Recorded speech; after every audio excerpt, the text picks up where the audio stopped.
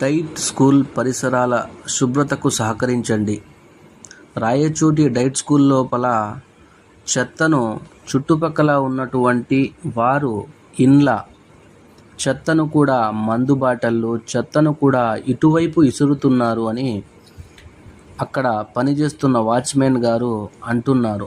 మేము ఎన్నిసార్లు చెప్పినా కూడా ఎవరు వేస్తున్నారో మాకే అర్థం కాదు, వాళ్ళను ఎలా మనం పోయి చెప్పేది, మేము లేనప్పుడు విసిరివేస్తున్నారు అని అంటున్నారు. అదేవిధంగా స్కూలు అక్కడ ప్రేయర్ జరిగే ప్లేస్ అది. ఆ ప్లేస్లో ప్రేయర్ జరుగుతుంది, పిల్లలు ఆటలాడుకుంటూ ఉంటారు.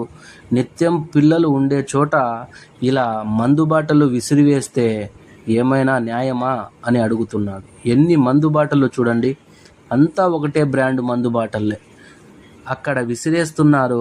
వాళ్ళకైనా అరే నిన్ననే మున్సిపాలిటీ ట్రాక్టర్లు వచ్చి చెత్త అంతా ఎత్తుకొని వెళ్ళారు అని అక్కడ చెప్తూ ఉన్నాడు వాచ్మెన్ గారు.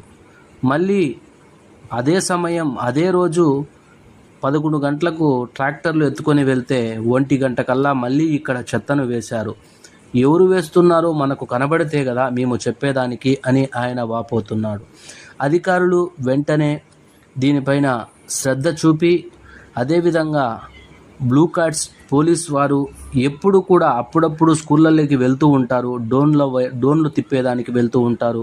అదే పనిగా మీరు వెళ్ళినప్పుడు ఇలాంటివన్నీ గమనించి అక్కడ ఉన్నటువంటి వారికి చెప్పడం మీ బాధ్యత, అందరి బాధ్యత.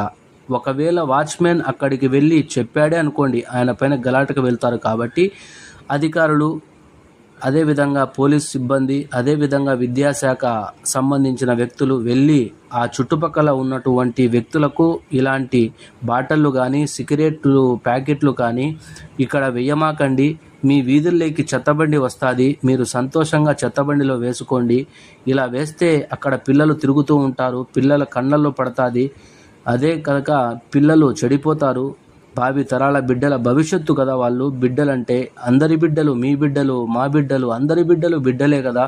దయచేసి ఇలా ఇక్కడ చెత్తను కానీ మందు బాటలను కానీ సిగరెట్ ప్యాకెట్లు కానీ ఇటువైపు ఇసరకుండా మీ వీధుల్లోకి వచ్చే చెత్తబండ్లకు ఇవ్వండి అని మున్సిపాలిటీ అధికారులు, అదే విద్యాశాఖ సంబంధించిన వ్యక్తులు అందరూ కూడా చెప్పాలని విజ్ఞప్తి చేస్తూ ఉన్నాము.